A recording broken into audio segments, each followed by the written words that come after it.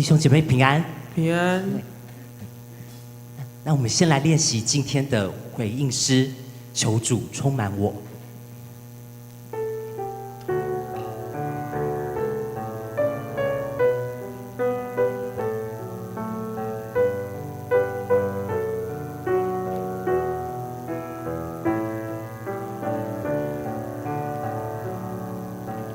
主，我来寻求你的面，求你充满我，来充满我。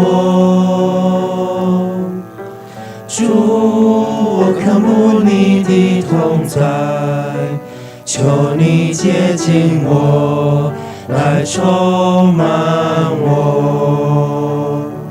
耶稣，耶稣。耶稣，耶稣，你的宝血洗净我。耶稣，耶稣，耶稣，耶稣，你恩典为我冠冕。主，我来寻求。主，我来寻求你的面，求你充满我，来充满我。主，我渴慕你的同在，求你接近我，来充满我。耶稣，耶稣。耶稣，耶稣，你的宝血洗净我。耶稣，耶稣，耶稣，耶稣，你恩典为我冠冕。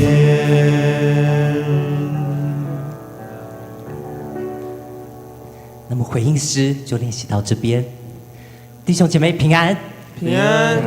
很高兴我们再度来到圣殿中，一起来亲近神。那现在邀请大家从座位上站立，那我们用拍手以及大声来颂扬赞美主。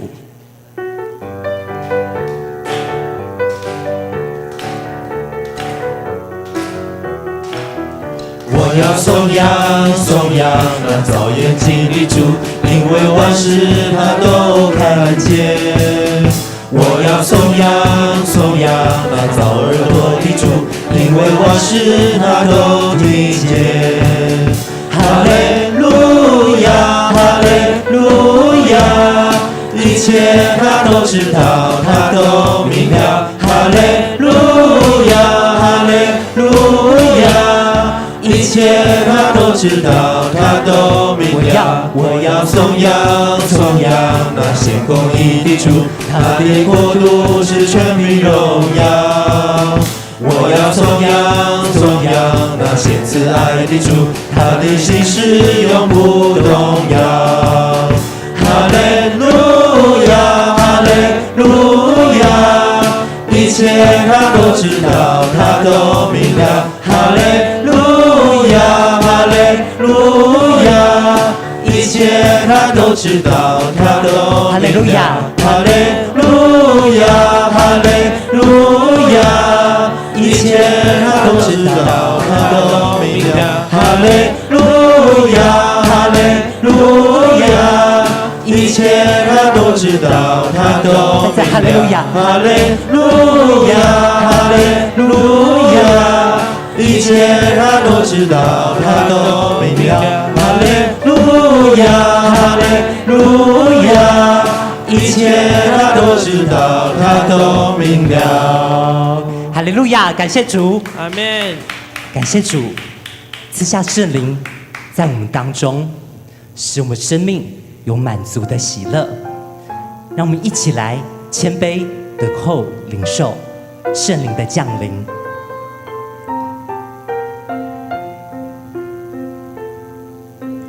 在你宝座前有一道生命水流，我我们今前来谦卑等候领受，在你同在中有满足的喜乐，圣灵请你来自由运行这地，圣灵的江河流啊流，自由永流在这地，在我的里面，生命活水不停息，圣灵的江河自由永流到无尽，我们欢迎你，圣灵，我们爱你。在你宝座前，在你宝座前有一道生命水流，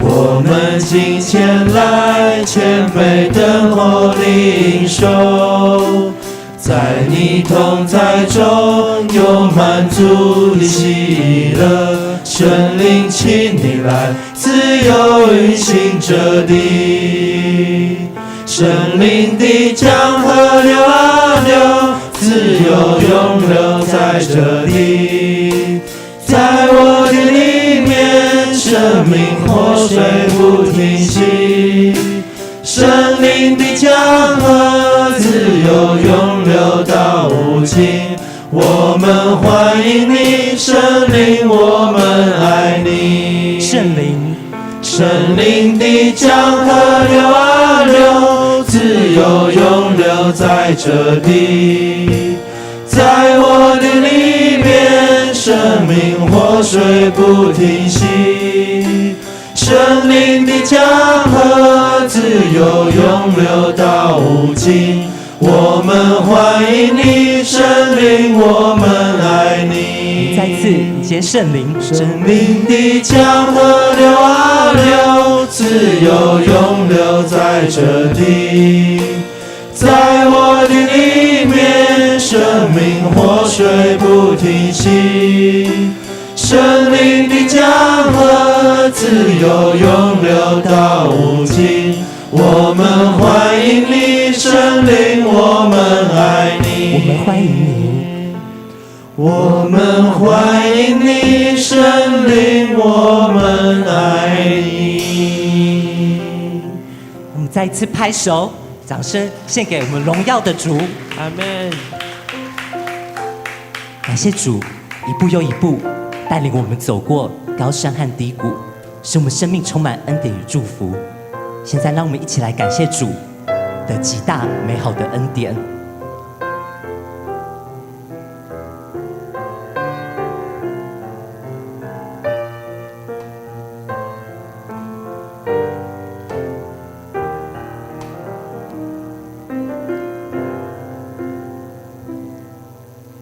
你是我的主，引我走这一路，高山或低谷，都是你在保护。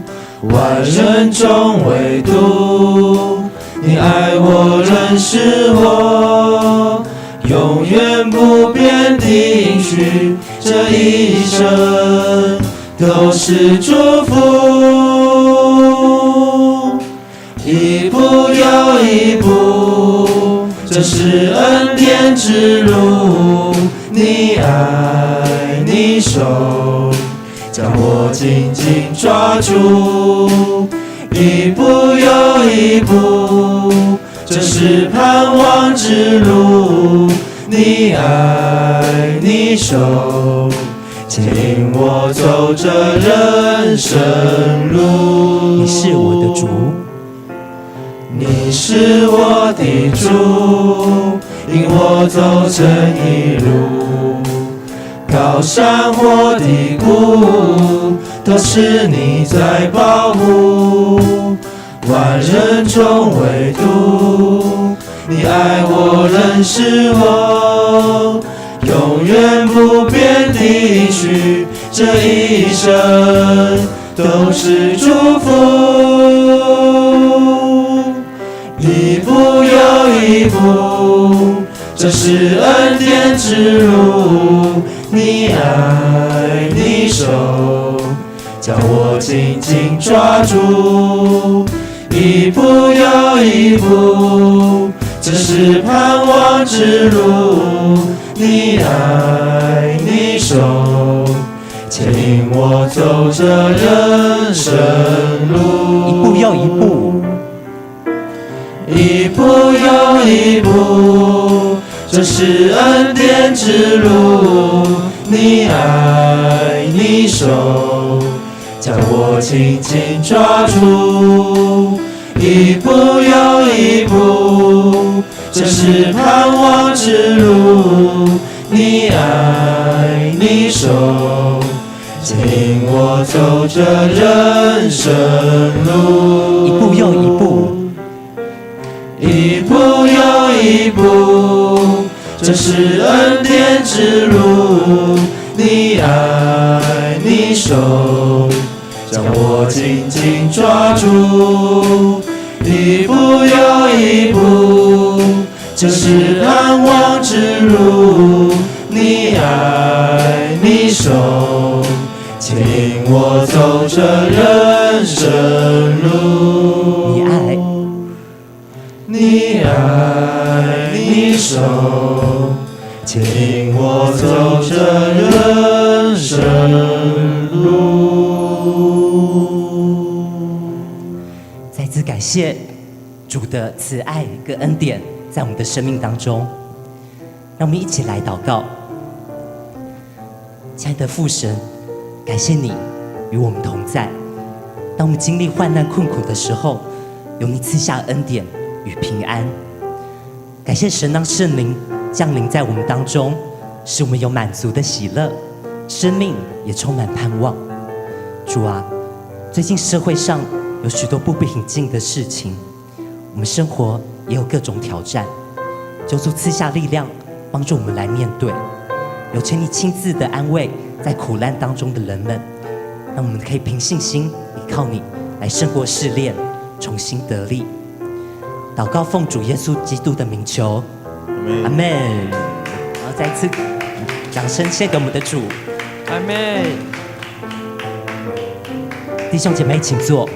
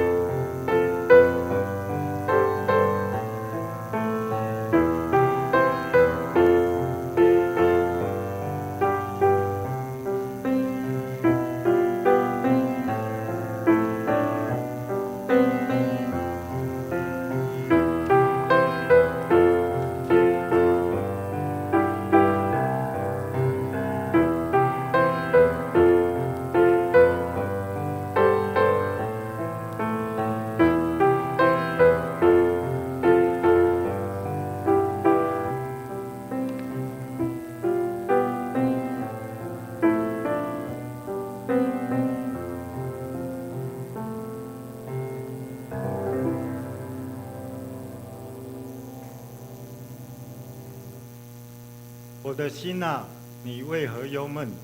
为何在我里面烦躁？应当仰望神，因我还要称赞他。他是我脸上的光荣，是我的神。弟兄姐妹，我们大家一起来祷告。亲爱主耶稣，感谢你赐予我们恩典，能让我们大家聚集在你的圣殿当中来敬拜你。愿主的美好与祝福带走我们心中每一个人的重担，也愿你的荣光、你的祝福与美好跟所有你所疼爱的众百姓在一起，也愿我们的心常常跟你靠近。我们这样祷告，奉主耶稣基督圣名，阿门。弟兄姐妹，我们来攻守今天的圣经。圣经记载在尼希米记第1章第1节到第5节。哈加利亚的儿子尼希米的原意如下：亚达薛西王20年基斯流月，我在苏珊城的宫中。那时有我一个弟兄哈拿尼同着几个人从犹大来。我问他们那些被掳归回、剩下逃脱的犹大人和耶路撒冷的光景。他们对我说，那些被掳归回、剩下的人在犹大省遭大难，受凌辱，并且耶路撒冷的城墙拆毁，城门被火焚烧。我听见这话，就坐下哭泣，悲哀几日，在天上的神面前禁食祈祷，说：耶和华天上的神，大而可畏的神啊，你向爱你、守你诫命的人守约施慈爱。以上。我们接下来是讲道，我们请陈牧师为我们证道。今天证道的题目是尼希米的心。各位弟兄姐妹，大家平安。有人说天下父母心，那我们到底是存着什么样的心？今天是神的主日，我们来到神的面前，我们用我们的心献上我们的心来敬拜神，来赞美主，来让神得荣耀得着神给我们的恩典跟盼望今天的经文是在尼希米记。尼希米他是一个犹太人，就是被掳的犹太人。他其实是一个在波斯王朝里面担任酒政酒政这个职务。那酒政是什么呢？酒政就是负责国王、负责皇帝的他饮食的一部分如果你们有看过宫廷剧或者是大长今知道大长今是在负责王宫的膳食。很多人在负责这个叫做御膳堂或者是叫那个御厨房就是国王的厨房。那厨房的一部分有包括饮食，那这就是饮酒的部分负责王的这个饮酒的部分这个不同的食物也要配不同的饮料，当然不同的酒也是配不同的食物。我们知道法国人是酿红酒的一个很重要的一个国家，它也出产葡萄。那欧洲出产葡萄的国家也不是只有法国你有看到说这个除了法国以外，意大利人跟西班牙人以及一些国家，他们酿造葡萄的技术非常的悠久。其实在最早期是犹太的地方，甚至中东那个地方就有酿造这个葡萄酒的这个技术跟酿酒的文化。那尼希米就是在王朝里面担任酒政这个职务，担任酒政这个职务。尼希米这个名字的意思就是耶和华的安慰，耶和华的怜悯，耶和华是有怜悯耶和华的安慰。在4月3号我们发生大地震之后呢，其实这块土地也需要上帝给我们的安慰跟上帝的怜悯那我们知道花莲那个地区常常有地震常常有地震，甚至地震之后发生了700次的余震。那你有感觉到吗？700次除了当天，还有隔了几天感觉头怎么晕晕的你有感觉头怎么晕晕的？确实这个是有余震。特别在921牧师有去到当地震灾，我就感觉整天头晕头怎么晕晕的？因为地其实在摇，不知不觉的在摇，你没有感觉，但是真的有感觉，那个身体是有部分的摇晃。在余震之后在地震之后，我们确实是需要神给我们的安慰跟怜悯那尼希米这个名字就有这个的意涵。那波斯新上任的国王亚达薛西王，采取了很宽怀的政策，他俘虏了各地的民族，来到了这个巴比伦。他因为波斯王国取代了巴比伦之后，他看到说，整个国家很多来自不同地方的百姓跟人民，他也发现说，有一支的民族是来自于巴勒斯坦的犹太人，犹太民族。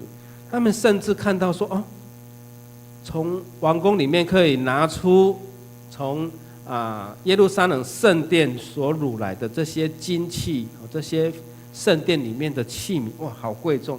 他想说，奇怪，怎么有这个地方有这么宝贵的这些东西？那波斯新上任的王就下令可以让不同地方的人可以回到他们原来的居住地，所以耶路撒冷的百姓有些留在那里。当然，有一些人是从那边被掳来的犹太人，他们可以回到耶路撒冷去。那尼希米就是带领一批百姓回到耶路撒冷，去重建耶路撒冷的城墙，他是其中的一个领袖。那尼希米还没有回去之前，是在波斯王朝里面的亚达薛西王统治的年间，在京城苏珊这个地方担任酒政，在王宫里担任酒政。那很显然，这个酒政呢，这个酒政这个职务，他必须要知道一些酿酒的知识跟常识，以及怎么样的食物配怎么样的酒。那相信尼希米他必须要有这样的常识跟技能。圣经的解读，或者是从圣经的了解，可以知道尼希米可能来自于犹大王朝里面的王室的成员，王室的成员。那时候犹太人是被抓到外邦的奴隶，也就是被掳到巴比伦那个地方，然后最后是波斯来统治。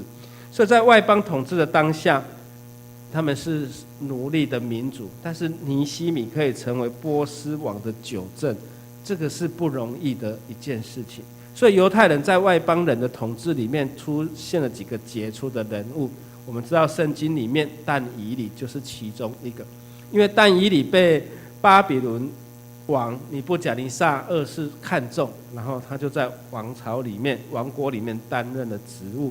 末底改是首批被掳到巴比伦的，可能那时候他年纪还小，那他被掳到巴比伦之后，在亚哈水鲁王的面前也担任了要职，特别他抚养了他叔叔的女儿，可能他叔叔早逝，那他就抚养了这个女儿叫以斯帖，然后把握机会把以斯帖怎样送进去王宫里面，然后就被嫔妾中选成为王后。这就是犹太人、以色列人的智慧手段跟他的身段的灵巧，我们也只能这么说。你跟以色列人做过生意吗？以前我有学校有一个教授，他说他曾经跟以色列人做过生意。以色列人真的是很会做生意犹太人头脑真的是有生意的头脑求神帮助我们我们也必须要有神给我们的智慧神给我们的灵巧，跟神给我们的这个手腕就像末底改一样，把以斯帖给送进了王宫里面当了王后。所以酒政是王身边的亲信，是王身边很重要的一个人。为什么？因为在王朝不断的改朝换代的当中，新任的王都很担心他被怎样被下毒了。他在饮食里面被下毒，或是在酒里面只要掺了几滴就被下毒了。现在年轻人要很小心，因为据说有这个毒品是掺在食品里面的它包装是用那个糖果的包装，然后就给你吃，然后吃的原来那个是毒品现在的人用这种包装的技术技巧呢，然后贩售这个毒有什么咖啡毒，有什么糖果毒，这个实在是真的是侵害人民侵害这个年轻人，特别是年轻人、青少年朋友要特别的小心。所以王很担心他的饮食，他的饮酒里面被下了毒，所以每次的吃饭之前都要有人先来吃一下，你先吃一下有没有被下毒你没有死，那我王才可以吃。所以九正九正就是王的亲信，他一定要很注意王的饮水跟饮食。那实际上呢，这个九正就是一个很高的一个官位，因为他跟王同进同出，甚至苏珊这个王宫里面，它其实是个王宫的一部分它可能是度假的一个避暑或者是一个避寒的其中的一个地方。那九正是要跟王成为朋友一样，成为同伴一样，他也是一个位阶不小的一个官位。所以九正一定要爱皇帝，随时要为皇帝为他死，因为搞不好这个酒被下毒，他喝了他自己先死王没有死，他要为王先死。那九正就是要一个非常靠近王身边的人，甚至是王的亲信，才有办法当上九正。所以在上帝的管理跟安排之下，我们看到尼希米虽然是一个奴隶的身份，来自一个犹太民族奴隶的民族，却可以当上王的九正，成为王的亲信。所以尼希米虽在外邦，但是他心呢却在故乡，他关心他家里面的人过得好吗？那尼希米他不是第一批被掳到巴比伦的这个俘虏他是之后的。那关心故乡犹太耶路撒冷这个情况，所以他就是有这样的心。他听到了他的兄弟哈拉林带来的从耶路撒冷带来这个消息，还有部分的一些百姓，他们得到这些消息之后原来那边的人受到患难，而且受到凌辱，而且耶路撒冷的城墙已经被拆毁城门已经被放火烧了。其实这个是在尼布甲尼撒王的时候，就整个城墙、整个圣殿都已经毁坏了。那这些百姓比较好的、比较优质的、比较可以做工的，就把他掳到巴比伦去。那些老弱妇孺没有生产力的，就直接放生在耶路撒冷城，让他自生自灭。所以尼希米听到的消息，就是留在耶路撒冷城的那些被放弃的那些百姓，那些被放逐的、那些被遗弃的那些百姓所带来的消息。城墙拆毁，城门也被烧毁，他的心难过痛苦，他啼哭，甚至他就禁食祷告，为着他们过去他们民族所发生的历史的灾难、国家的灭亡来恳求神。所以他祈求神能够来帮助这些人，所以他就禁食祷告。有一个领导大师叫约翰麦斯威尔，他有一本书叫《影响力的特质：开创你的人际关系》。这本书里面有一段话，就是说，想想你在今天还没有结束之前，你想想你今天遇到的10个人。那我们看到周边的弟兄姐妹，你的前面后面的弟兄姐妹，看一下，你认识他吗？你今天走出去，礼拜结束了，走去到泸州的街上，明天你们在哪里？在市场不期而遇，你还记得他的脸孔吗？你还记得他的长相吗？好，所以呢，这个麦斯威尔说，想想看你遇到的10个人，这10个人是你有需要帮助的人吗？在太阳下山之前，想想你能够帮助到的人所以求神帮助我们。这个麦斯威尔就是说，我们可以帮助人，就可以累积你的人际关系。你有帮助过人吗？对不对？有些人会报恩，有些人会知道说，曾经受过什么样的帮助，他会有回馈所以麦斯威尔就是说，想想看，我们今天有没有我们所遇到的10个人，这10个人有没有什么人是我们可以帮助的？那我们帮助他之后呢，这些关系是不是可以维持，让我们得到良好的人际关系？所以帮助的人当他们在人生能够遇到一些困难，能够帮助他，这个就是尼希米在这种处境当下被主使用。他看到这些被遗弃在耶路撒冷的这些跟他是流着同样血液的犹太人，说那些人很痛苦很辛苦，生活很艰难，而且是一盘散沙，而且是被遗弃在那里，甚至有外邦人的势力介入他们的生活，扰乱他们的生活，使他们活着很没有尊严。就在这个情况之下，尼希米好不容易能够来担当这个任务。那尼希米的内心应该不是说只要我好就好了。如果是这样的话，他就安安心心的在当个酒政，每天陪着外邦的这些个皇帝，陪他游山玩水，或者是陪他去处理国政，这样不是很好吗？他的待遇一定很好，他的生活条件一定很好，他比一般的人都还要好。可是他却想要回到故乡去帮助那些人，他想回到那些列祖列宗的原乡去帮助跟他流着同样血液的犹太人。所以他有超乎别人的心肠。特别当时候的亚达薛西王也下令，各个民族你可以回到原来的地方。所以趁着这个机会，尼希米开始关心他们的祖先到底发生了什么事情。原来他们的国家已经亡国了，他们是被掳的百姓，他们是俘虏。所以尼希米借着修造耶路撒冷城的这个城墙，将快要灭亡的民族来带进了一个复兴，带进了他们种族的复兴。因为有些人可以回归了，可以回到耶路撒冷城了。以斯拉记有记载祭司以斯拉他重建了被毁坏的圣殿。那圣殿被建起来怎么样？人民的生活怎么办？必须要透过城墙来保护他们。那尼希米就担负了这个重责大任来修建这个城墙。所以城墙跟圣殿都跟犹太人他们原来的生活有密切的关系。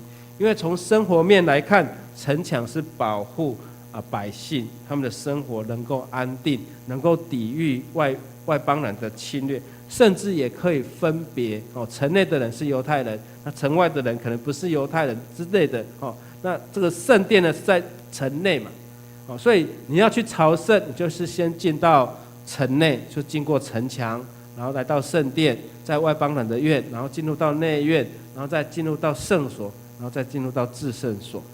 这就是一个朝圣的一个层次，你要进到这个城墙。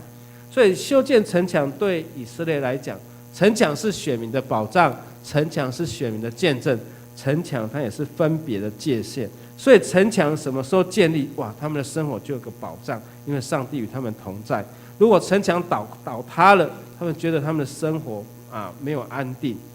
甚至那时候有外邦人已经侵扰了他们生活，扰乱了犹太人，他们已经失去了团结的心，一盘散沙。所以以斯拉跟尼希米，神就兴起了这两个人回归到耶路撒冷城，回到他们的故乡，回到他们的故土。第一个新建了圣殿，然后第二个新建了城墙。所以两个人是不同的任务，一个是建造了他们的宗教他们的信仰能够传承，一个建立了他们的生活。所以尼希米他从历史事件开始来关心，从他们国家亡国，从犹大亡国，他们开始在反省，是我们怎么样走错了吗？人离开了上帝。第二个，我们看到尼希米他知道上帝对待百姓的心，因为如果没有倾听就不知道受苦的状况。就像我们现在每天你看到这些受灾的画面，你的心有什么感触？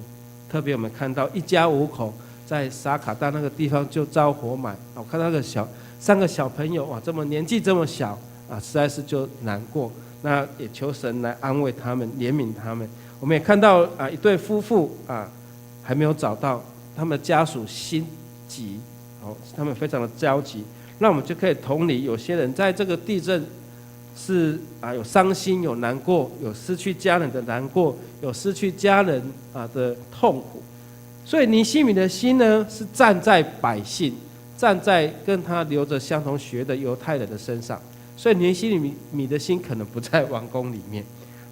如果他是在王宫里面，他应该是要追求权力，要追求这个权柄，因为他是王的亲信，是王可以信任的人。只要尼希米在王宫里面多待一天，哇，可能有很多人排队要来关说，要来送礼，要来祈求，能不能够靠个关系，能够为他们的孩子找到一个官职，找到一个官位。以前在部队里面，牧师就曾经经历过这样子，当部队要下部队要基地移防的时候，一些支援的一些去外面支援的人，这些人就要归建，就要回到原本的建制里面，就会发现说，这个人他去支援，怎么这么凉爽的单位，去支援那个什么，都是很爽的单位就对了啦，怎么有这些人呢？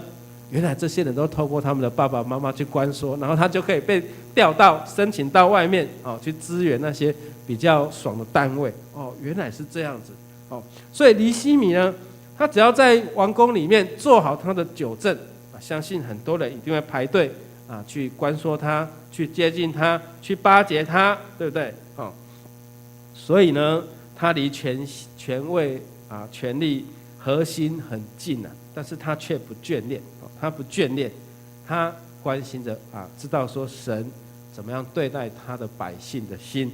尼希米有想改变民族命运的心，因为犹太人其实一盘散沙，北国以色列早就灭亡了，被亚述灭亡了，剩下的就是犹大这个王朝的人，但是犹大也灭亡了那这些人就是被当奴隶。那既然亚达薛西王可以让他们回去重建他们的家乡，那何乐不为呢？就趁这个机会。所以以赛亚书42章也说，耶和华凭公义来招你，必搀扶你的手，保守你，使你做众民的中保，做外邦人的光。确实尼希米有做到，因为他可以从一个奴隶的身份可以当到酒政，那上帝搀扶他的手，保守他，他开瞎子的眼，领被囚的出牢狱，领做黑暗的来出监牢。我想能够有这样的恩典绝对是不是偶然的，已经是神开路。卫理公会的创办人叫做约翰卫斯理，他有一个信念，就是说，凡爱上帝的人，一定要爱他的兄弟。这是耶稣跟我们讲的。所以我们看到弟兄姐妹没有衣服可以穿，没有饮食，缺了日常的饮食，那我们如果不给他救助呢，却跟他讲说平安，那不是觉得很丢脸吗？所以他在传福音的时候，会去想说怎么帮助贫穷、困苦、无助的人，来帮助他们解决生活上的困难。所以卫斯理他主张在社会里面要成圣，别无他法，就是我们社会成圣，我们的教会，我们的信仰才能够成圣。所以他的信仰是很社会性的，就是关心在社会里面很贫穷，在角落里面很贫穷的人。所以成圣这个在上帝的面前，在人的面前，必须要完全的爱。他当时就发现了，为什么黑人要当奴隶？那为什么不是白人当奴隶？因为那时候买卖黑奴，这个市场的买卖太频繁了，甚至很多人是在做这样的生意，开着船，然后到非洲大陆里面，招摇撞骗来招募一些黑人，然后就把他们卖到欧洲去，然后成为奴隶。所以他觉得人应该生而平等，人都不同的人种，在上帝的眼里都是宝贵重的器皿，都是上帝美好的创造。他就开始关心这些黑奴。所以卫理公会一开始他们就反对黑奴，然后长老会有没有反对黑奴？长老会也是有了。那当时候英国里面圣公会就是国教，就是国教，然后还有长老会、浸信会、贵格会等等的。在经济上面里面的考量，谁要让步啊？里面的市场的一些经济，搞不好贩卖黑奴的，也有的是教会里面的弟兄姐妹不是吗？所以有些教派他就不一定会反对黑奴，但是呢，卫理公会他就是反对这种黑奴因为经济利益的考量，有些教派就违背了他们的良心。德国希特勒发起欧洲战争发起了世界战争的时候，教会是没有声音的，教会是完全没有人有声音的，那怎么办？沉默了，就沉默了。只有这个潘霍华这位牧师就起来，指责希特勒的不对，他就被希特勒抓起来关了。直到欧洲战场要结束的前1个多月他就被判了死刑，无缘见到二战的终结。林肯也祷告说：“求我站在上帝那边，而不是求上帝站在我这边。人是软弱的，有时候为了经济力的考量，信仰是不可以让步的。但是约翰卫斯理看到人种的生命的这种价值，他站出来，要改变这个社会，所以他建议要废除黑奴买卖黑奴。所以不久之后他逝世不久之后，英国终于禁止了黑奴的买卖。我们也看到尼希米是放在犹太人的身上，他知道犹太人没有尊严，没有保障，他宁可牺牲自己的利益，宁可牺牲自己。所以我们看到尼希米有祷告的心，他用祷告来堵住了这个缺口。尼希米为以色列百姓，为着自己的家乡来禁食悔改来祷告。当尼希米知道这个有破口的时候，他为着那一个土地跟他相距遥远的故乡耶路撒冷，他担忧，他内心悲伤难过，他甚至最后回到了耶路撒冷城来兴建城墙。他回去的时候是风尘仆仆的回去看一下，他夜晚就去看一下，巡视一下，怎么做？神他求神来帮助他，他也站在神的这一边来兴建犹太人的城墙。所以，身为基督徒，我们要这种感受，为周遭的环境，为了这块土地，我们所面对的问题，我们所面对的破口，我们有伤心难过吗？我们有为这个地震，我们有难过吗？我们有为着一些的灾难，我们有感同身受吗？我们有为这个土地所遭受的灾难有所行动吗？所以，我们不应该是躲开、避开或冷眼旁观，应该学习尼希米来站在这个破口上，勇敢的面对，甚至要禁食来祷告。耶稣也曾说：“当我们面对一种鬼，这种鬼为什么赶不出去？耶稣的门徒赶不出去，为什么？若不靠着禁食祷告，没有办法把这种鬼给赶出去。所以禁食的祷告很重要。尼希米把眼光转向神，他知道很多事情并不是靠着人的能力，而是靠着上帝的能力，而是那个靠着加给人力量的上帝。因此，他寻求神，向神祷告。所以，我们要祷告到看见上帝动工，而不要自己先动工。一定要祷告到上帝动工。所以祷告也祈求神赐下我们等候上帝动工的耐心。所以我们祷告的话语、祷告的动机都要来学习能够有耐心看到上帝动工的时候。祷告也带来心中的平安，祷告是能够除去心中的愁烦跟害怕，祷告可以站在平安里面来祈求。所以我看到一个画面那个基督教今日报有一个采访，其实在沙卡当有一个姐妹她也被石头砸到，但是她是比较幸运，她获救消防人员就把她带出来，她已经脚不能走路，甚至这个脸有被石头砸到，然后她回到部落之后，哇，整个部落为她感谢，为她祷告感谢神，他们经历了这样的一场的灾难，人还能够平安的获救。所以祷告让我们加添我们生命的信心所以我们生命里面要有信心，让祷告让我们的信心能够更有生命力能有生命力就不会看环境，就不会看这个环境的现况，就会抓住上帝朝应许的路来前进。求神来帮助我们，我们的生命里面有遇到什么样的灾难困苦，有没有遇到什么样的艰难，求神帮助我们。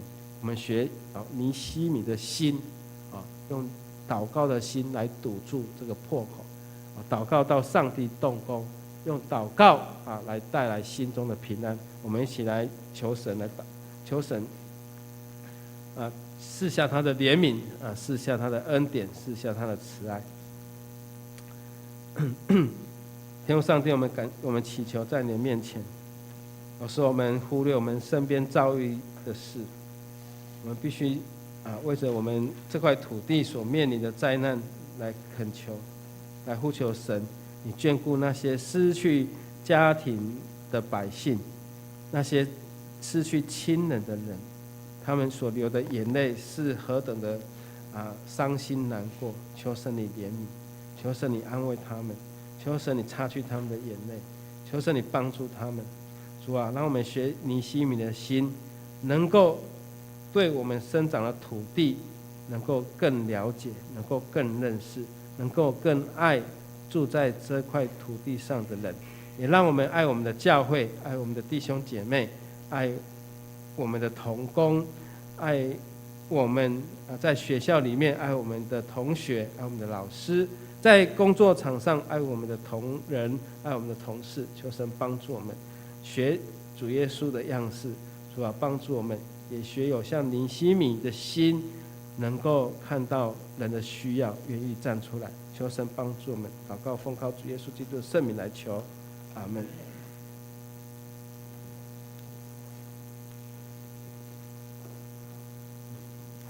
那弟兄姐妹，我们请起立，一起来唱回应诗，求主充满我。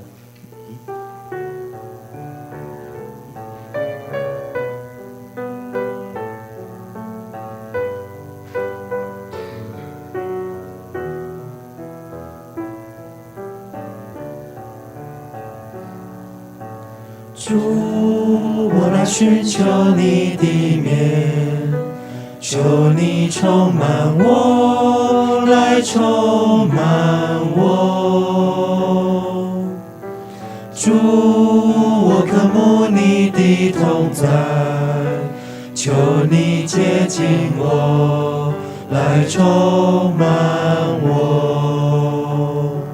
耶稣，耶稣。耶稣，耶稣，你的宝血洗净我。耶稣，耶稣，耶稣，耶稣，你恩典为我冠冕。主，我来寻求你的面，求你充满我，来充满我。主，我渴慕你的同在，求你接近我，来充满我。耶稣，耶稣，耶稣，耶稣，你的宝血洗净我。耶稣，耶稣，耶稣，耶稣，你恩典为我冠冕。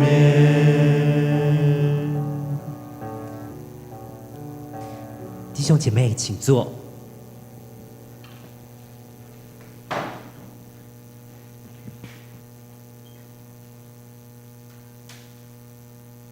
奉献，请司线同工出席服事。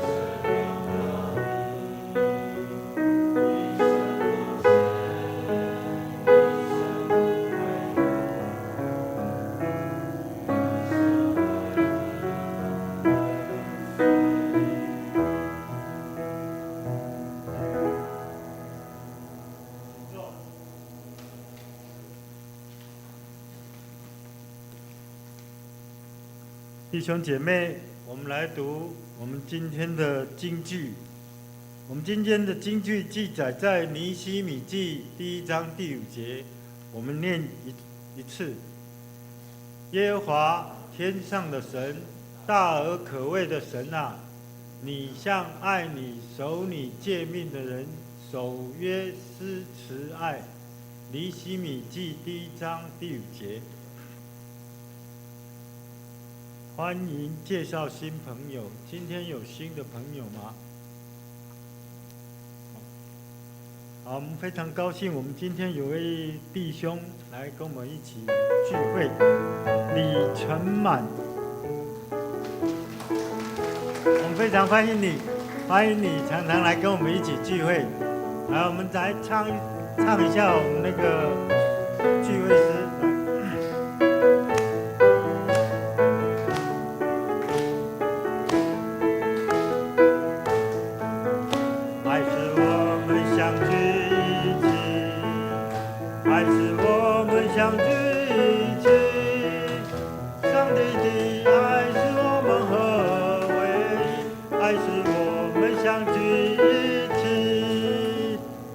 谢谢你，欢迎你继续来跟我们聚会，谢谢。好，我们接下来做我们会务的报告。我简约略的跟各位弟兄姐妹报告。本会消息：第一，本会第3期洗礼预计在6月2日举行。欲受洗者或坚信礼者，请向干事报名。4月14号截止。在本会聚会已受洗者，欢迎申请将会局迁入本会；若是长老教会以外者，请以信仰告白加入本会。第三，准备节目：5月12日举行母亲节感恩礼拜，敬请各团契提供节目，请向林怡娟牧师报名。4月28号报名截止。第四，圣歌队招募队员，对音乐服饰有意愿者，请洽圣歌队队长美满执事于坚牧师。教会招募音控同工，请向干事报名。每周三晚上8点读经祷告会，欢迎大家踊跃参加。欢迎新朋友，石牧师一家人。郑丽婷姐妹、黄怡珍姐妹、苏文峰弟兄，今天有来吗？好，我们持续为他们祷告。团契消息：儿童主日学4月21日下主日9点到12点举办校外教学活动，参访泸州李氏古宅，于娟牧师主理，让小朋友透过野外礼拜认识在地古迹文化。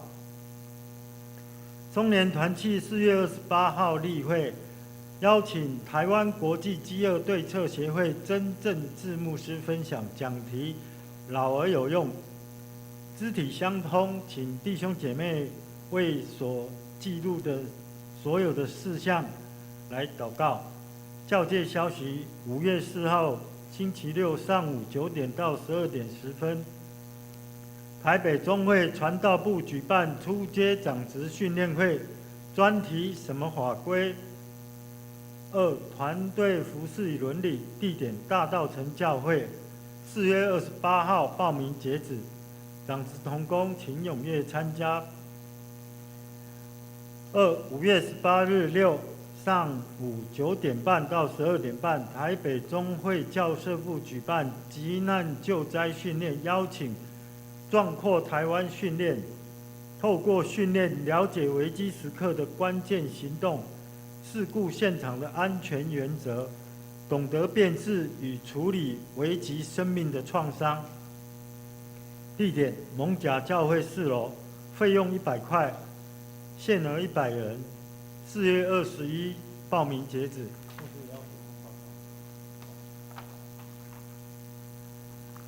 好。那弟兄姐妹，请起立，我们来唱善会诗。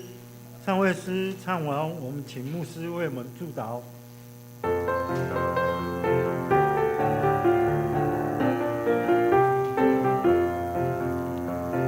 稣是我生命的粮光，照亮我的前方。虽有暴风雨把我挡，注入我的亮光。它使我生命重新得力，使我抬头高望。它使我如鹰展翅上腾，飞跃在高岗上。我们一起来领受神的赐福。愿主耶稣基督的恩惠、天父上帝的慈爱、圣灵的感动常与你们同在，从今时直到永永远远。阿门。请坐。